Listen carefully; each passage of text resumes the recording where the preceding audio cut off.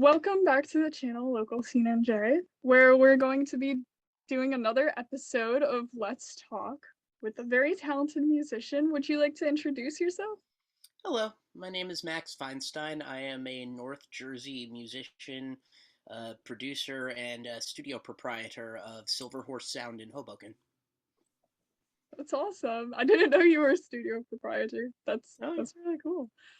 Um, so first let's start with the basics. What inspires you to write music? Music for me, and let's delineate music from lyrics first. Music is about just compulsion for me. It's sort of fidgety. I find that my best writing seems to come from the equivalent of sort of a fidget or a stem, like the equivalent of bouncing your leg up and down when you're feeling anxious, and how that can sort of pacify you. So I like to view my more uh, my more enduring or endearing riffing. I like to write guitar riffs a lot, so I view them a lot kind of like the place where my nervous energy goes. So that's one thing.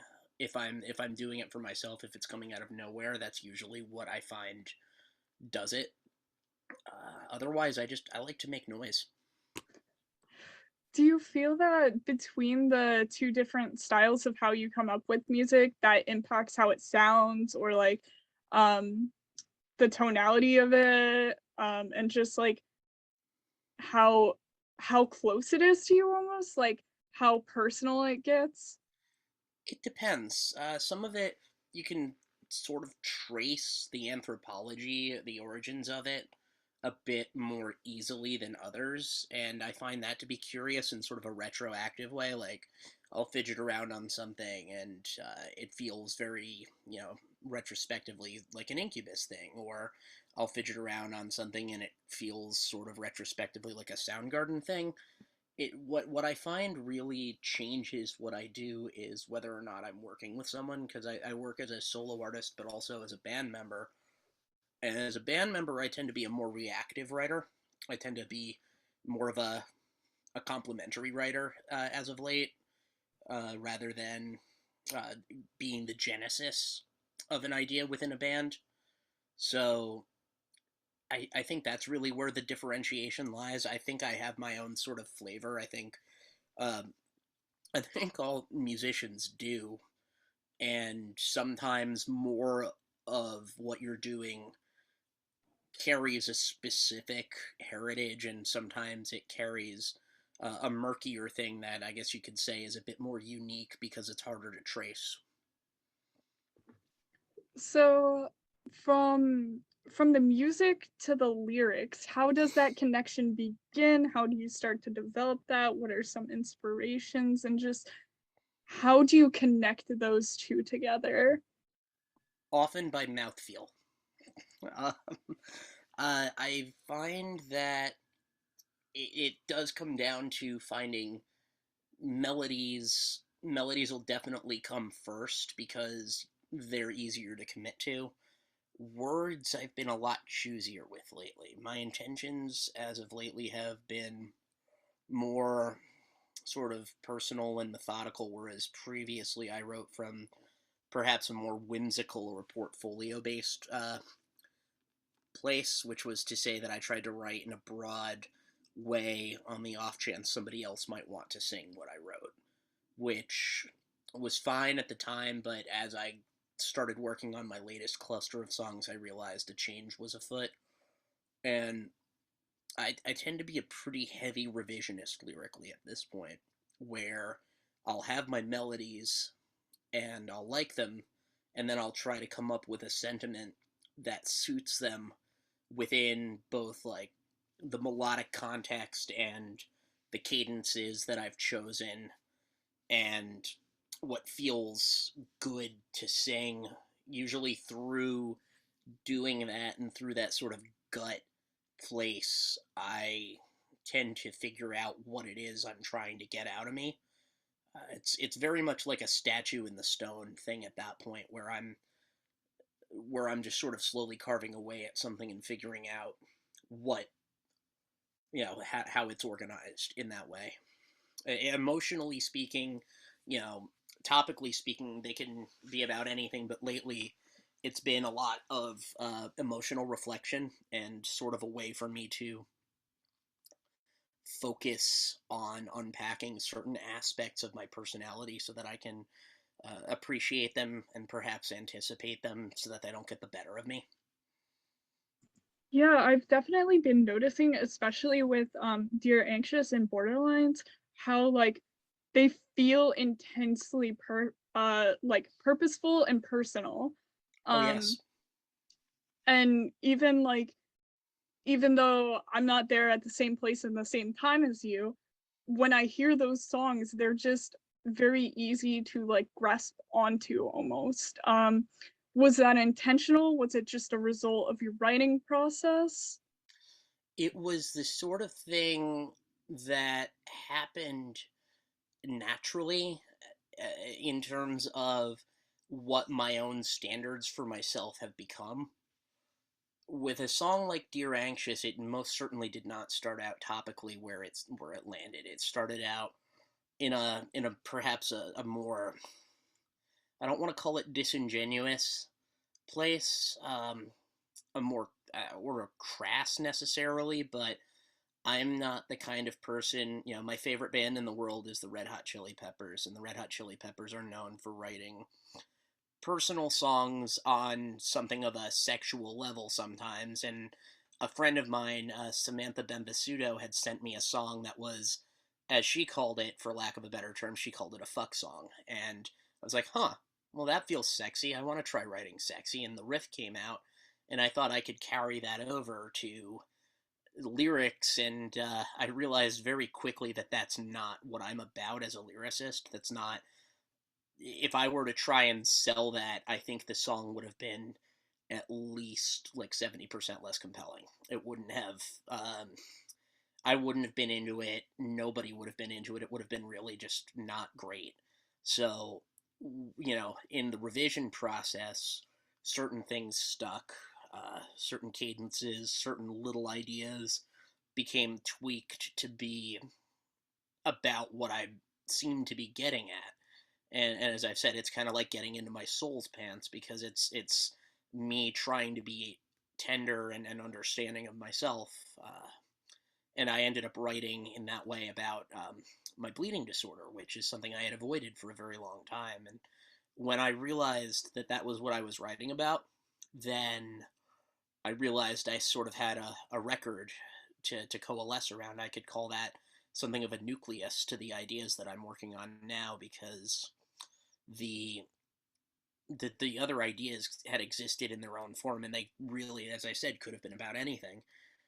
Borderlines is sort of the same thing, where I had that name for a while, and I kind of knew that it was going to be called that. There's a Chili Peppers song called "Save the Population," and there's a line in that "Blood and Borderlines be drawn" that's like stuck with me for 16 years, and it just sort of, again, visceral. It just like borderlines. I couldn't imagine calling that anything else, and to take the ideas that surrounded that one, which were this sort of reflection of after at first it started out kind of being adrift and being ambivalent, and then I peeked a little further under the surface, and it became a reflection of self-loathing and a reflection of self initiation and determination to get out of a place of like depression or rage that I found myself in.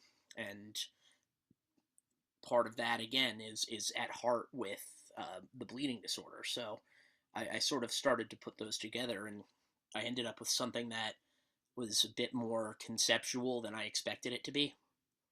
More the idea is that those two songs are part of a cycle. Dear Anxious being number 5 of 7, and Borderlines being number 1, where it's almost like a prelude where it sets the stage of where somebody is. And Dear Anxious is kind of a more compassionate take. The two themes right now seem to be self indictment and self celebration, or self compassion. And the notion of a because I'm talking about hemophilia here, but it's also super niche. So if I was going to do that, it had to push outward. And the idea here is to be able to take an internal monologue that is used to just kicking the crap out of its host and teaching it to be a more compassionate voice. And slowly that's where that goes.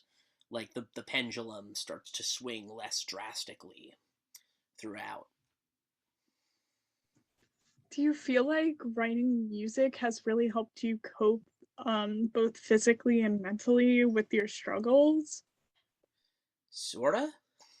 It's one of those things where I decided when I was like 12 that I was going to play electric guitar and that was going to be the thing that defined me.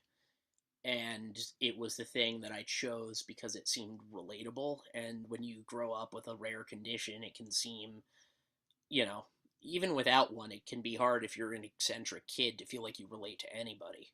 So we look for the common denominators, and music seemed to be one of those because I felt like, I felt like a friggin' strangeling. I felt very fringe among fringe sometimes. And so this loud, obnoxious music, this very cathartic music felt resonant in that way, and it felt like something that could kind of deflect the bleeding disorder from taking over my personality.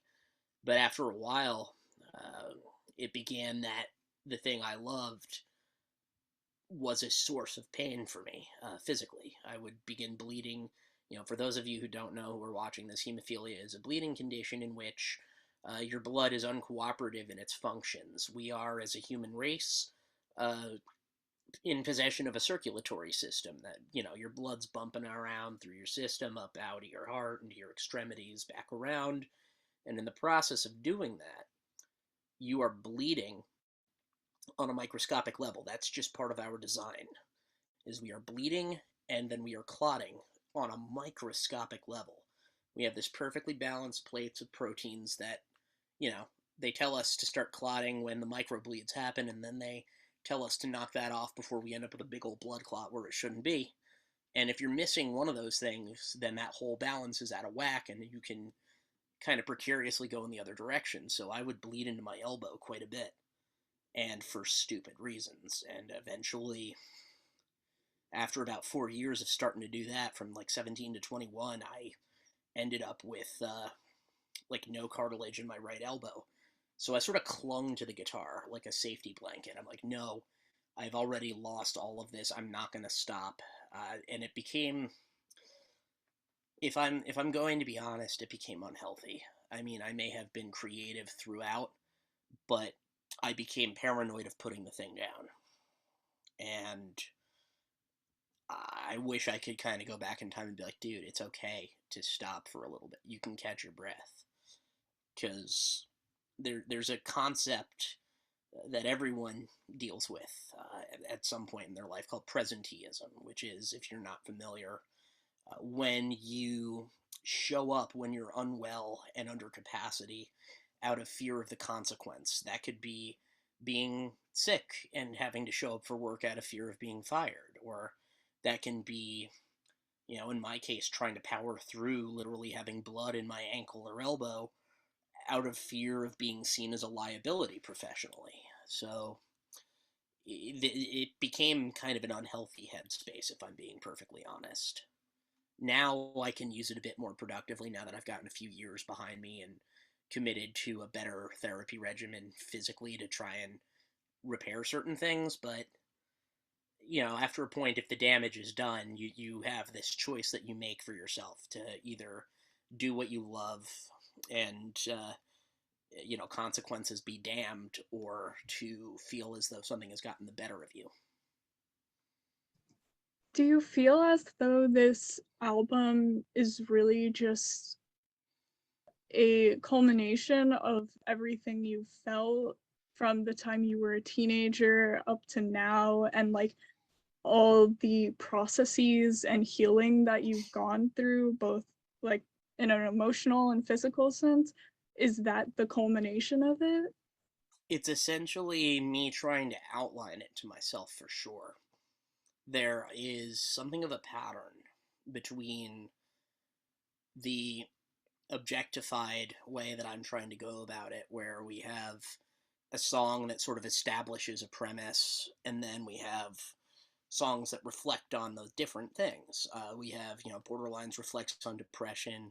Dear Anxious reflects on a return to the bleeding disorders community, which for a long time I wasn't fully integrated with.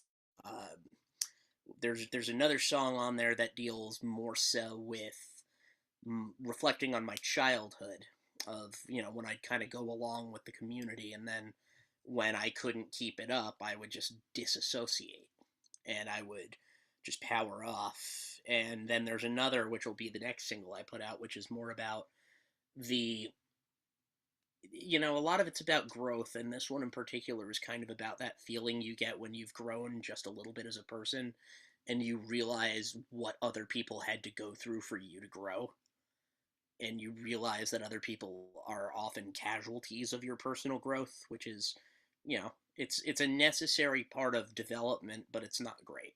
It's not a great feeling to deal with, and to understand that that's sort of par for the course, and to try and stave off a panic attack that kind of feels like a big old hydroplane.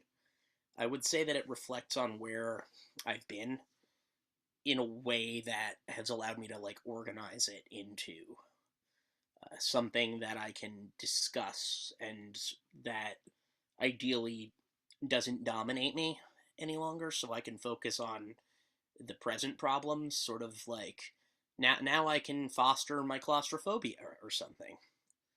Now I have time to focus on that. It's weird because it does feel definitive, and it makes me curious as to what is next, but there's plenty to chew on here. So I guess we can all get excited for more music. March of 2020, I believe, is the time frame you picked for your new album to come out, if I'm not right. Yeah. Has it changed, or? 2022, yeah. It's March is Bleeding Disorders Awareness Month in America, and so I thought to at least signify it with that. And if I'm being honest, I'm a little bit on the fence about dropping the whole thing at once. I may just release a single every few months, because at that point it'll be, if by March it'll be 4 singles, and then I'll have, 3 more. I'm still on the fence, but at the very least, another song comes out in March.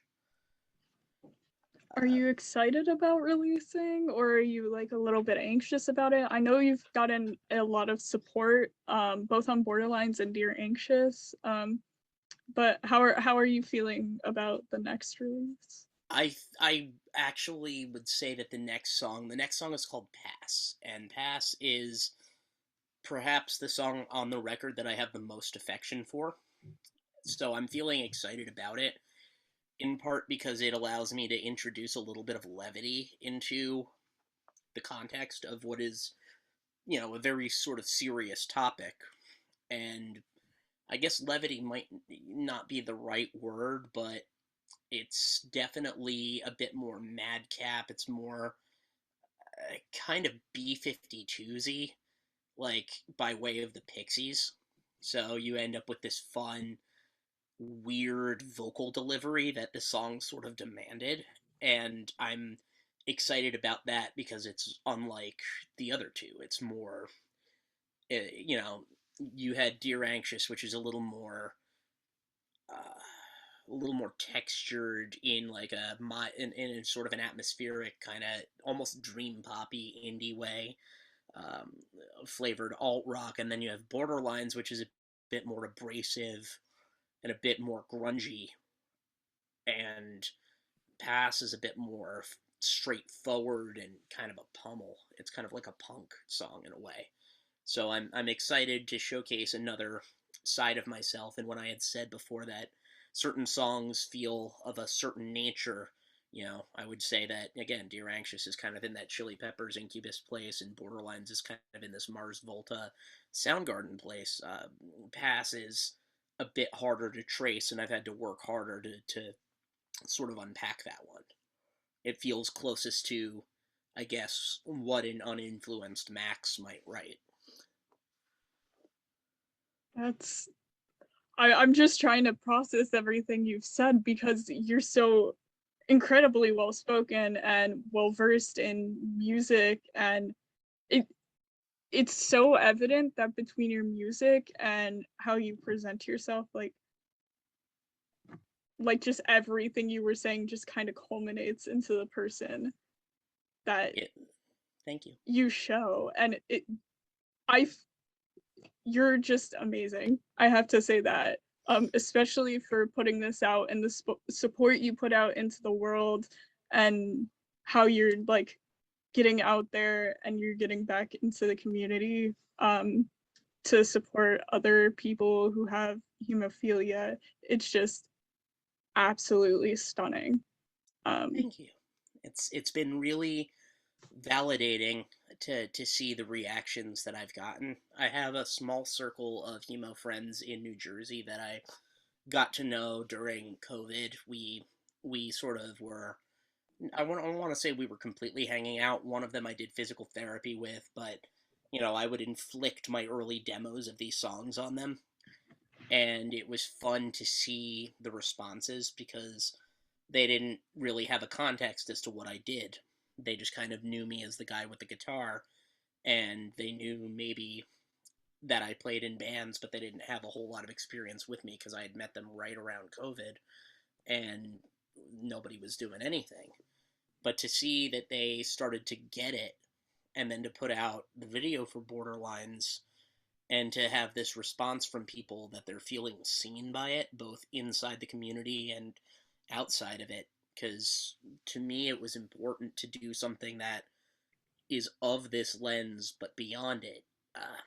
I'm very much influenced currently by two musicians that are not exactly, sonically it's not indicative of them necessarily, but um, Charlene K, or K as she goes by, out of New York, had a record out last year called Conscious Control, which is kind of an unfuck yourself record, as she put it, or as I'm putting it, about leaving a big relationship in California and trying to find herself.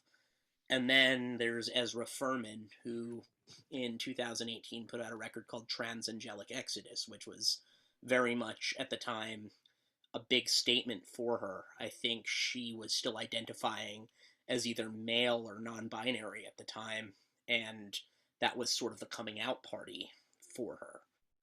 And there's a song on that record. That record is deeply confessional and deeply uncomfortable in the best way.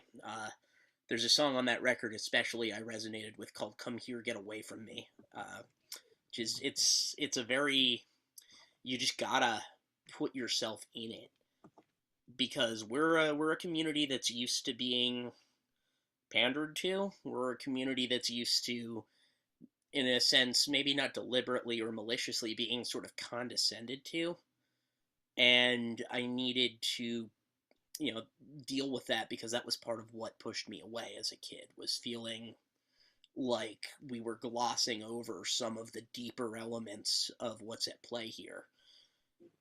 And I don't think I could have done this if I weren't being fully honest, and you know as one would put it, it's I know I'm a performer, but it's almost non-performative. So to see people saying they feel seen in my work is really just it's truly moving. well, just before we go, is there anything else that you would like to talk about or show your support for or promote? um I would like to, I guess I'll promote the music video for Borderlines to those who haven't seen it. It's my first music video that I've ever done, and it really speaks a lot to what happens when depression, as they call it, depression is rage turned inward. It's so when that inward turned rage starts to spill back out again. So anyone who's dealt with that sort of feeling of just being highly pressurized, I think, would relate to it. And I'd like to take a moment to thank the people who have been just so outstanding in helping me realize the things about this that have been put together, who would be Courtney Collins, who shot the video and helped me, frame the story together, Nick Porcaro, who's a graphic designer who's been heavily involved with my work for a while, Samantha Bembasudo, who's done some great art direction with me, Christine Samaru has been a recent photographer of mine. All of these people have been sort of along for this vision. The musicians who played on the record, Johnny, Will, and Nick, and Paulina, who helped me produce it, they've all been really outstanding. Everybody along the way. It's you rely on the goodwill of a lot of people to do this kind of work. I could not do it alone. So, them, the engineers, Jake, Billy, Sean, Jeff, all those people really helped bring my ideas to any sort of vivid fruition. That's great. Thank you so much for sitting down with me and talking and being so open and honest. It's my privilege. Thank you.